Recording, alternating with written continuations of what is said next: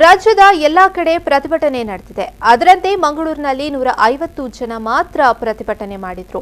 ಅಂತವರ ಮೇಲೆ ಲಾಠಿ ಚಾರ್ಜ್ ಮಾಡಿದ್ದಾರೆ. ಪ್ರತಿಭಟನೆ ನಮ್ಮ ಹಕ್ಕು, ಪೊಲೀಸರು ಯಾಕೆ ಅನುಮತಿ ನೀಡುವುದಿಲ್ಲ?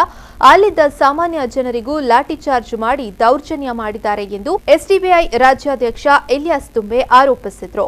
ಅವರು ಮಂಗಳೂರಿನಲ್ಲಿ ಸುದ್ದಿಗೋಷ್ಠಿ ನಡೆಸಿ ಮಾತನಾಡಿ, ಲಾಠಿ ಚಾರ್ಜ್ ಮಾಡಿದಾಗ ಜನ ಉದ್ರೇಕಗೊಳ್ಳುವುದು ಸಹಜ.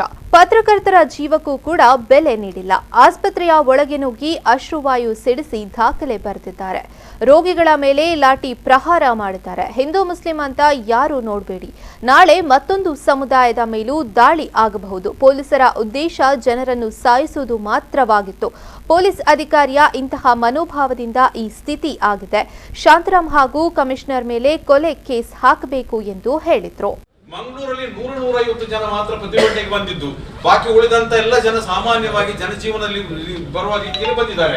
ಅಂತವರ ಮೇಲೆ ಯಾವುದೇ ಪ್ರಚೋದನೆಯಲ್ಲೇ ಏಕಾಏಕಿ ಲಾಠಿ ಚಾರ್ಜ್ ಮಾಡಿದ ಒಂದೇ ಒಂದು ಕಾರಣಕ್ಕೆ ಮಂಗಳೂರಲ್ಲಿ ಈ ತರ ಆಗಿದೆ.